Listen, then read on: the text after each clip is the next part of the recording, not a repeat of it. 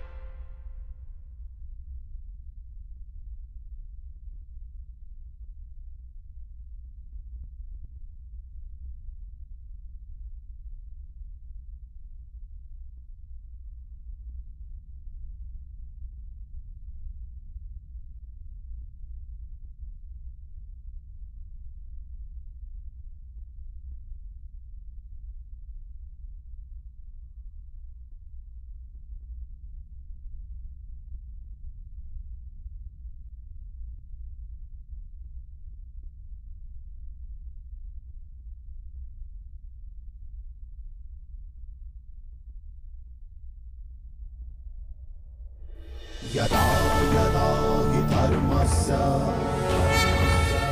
ग्लानिर्भवति भारत अभ्युत्थानमधर्मस्य तदात्मानं सृजाम्यहम् परित्राणाय साधूनां विनाशाय च दुष्कृताम्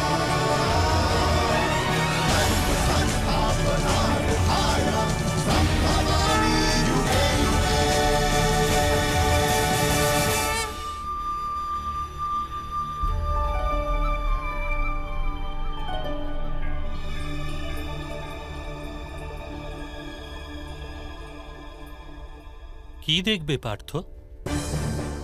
পক্ষীর চক্ষু বিদ্ধ করার সময় যার বৃক্ষের শাখা অবধি দৃষ্টিগোচর হয় না, সে আজ এই সময় সমগ্র রণভূমিকে কেন দেখতে চাইছে?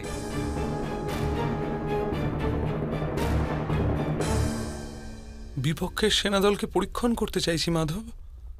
নিজেদের সেনাদলকেও নিরীক্ষণ করতে চাইছি। জানতে চাইছি এই যুদ্ধে কার মৃত্যুতে ধর্মের স্থাপনা হবে আর কাদের মৃত্যুতে ধর্মের অনুভব।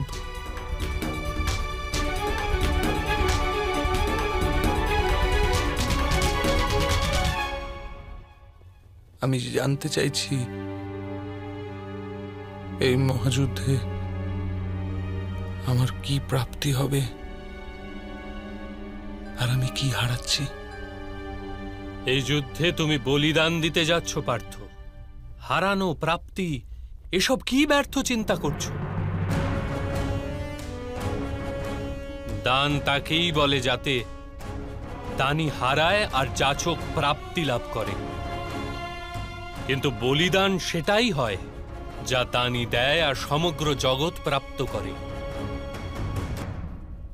কিন্তু মাধব, আমি একলা দান দেওয়ার জন্য দাঁড়িয়ে নেই এখানে। লক্ষ সৈনিক নিজের প্রাণ আহুতি দেবে বলে দাঁড়িয়ে আছে। আমি স্থির করতে চাইছি এই মহাযুদ্ধে আমি কেবল অধর্মকে নাশ করছি নাকি তার সাথে ধর্মেরও নাশ করছি। আর এসব তুমি করবে পার্থ?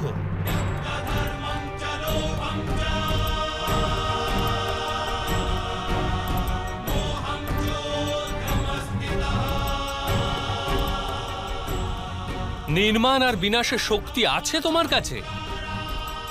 বিনাশ আর নির্মাণের কার্য তো স্বয়ং ঈশ্বর করে থাকেন পার্থ। তুমি তো কেবল এক আজ্ঞাবাহী মাত্র।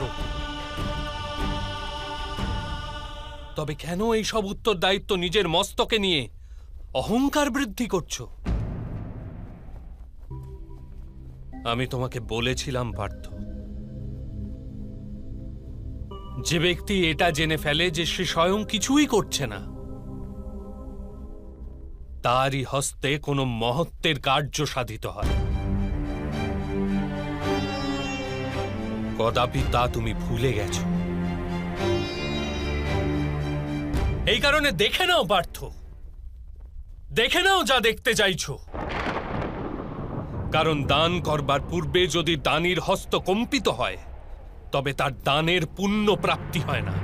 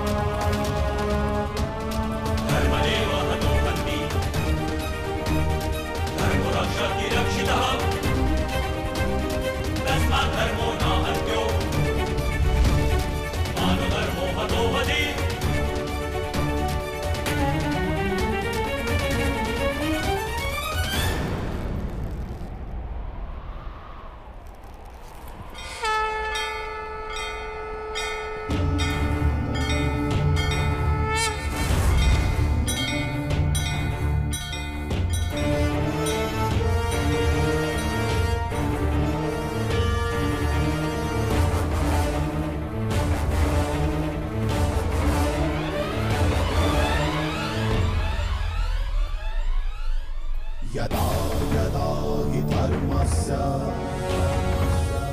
ग्लानिर्भवति भारत अभ्युत्थानमधर्मस्य तदात्मानं सृजाम्यहम्।